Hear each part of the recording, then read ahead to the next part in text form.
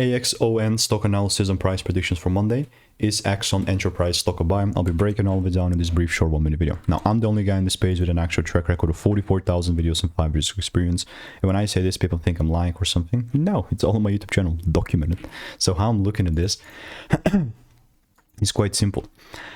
It's pumping like crazy. Here's the top of the range. And the one thing that I care the most about is just a second break. And that's when I'm 100% ready to pull the trigger on this, right? If I don't see a full candle close above 762 bucks, then there's just no freaking way I'm gonna buy. Right? And it really doesn't get any simpler than that. So here's the supply zone, the demand zone that we got. Lower time frame, I mean, it's up to you. I would not just trying to force trade here. This is far more clarity for me. And after I have this swing kind of second break, lower time frame longs can all be about it. You know, I'm all about that lower time frame longs.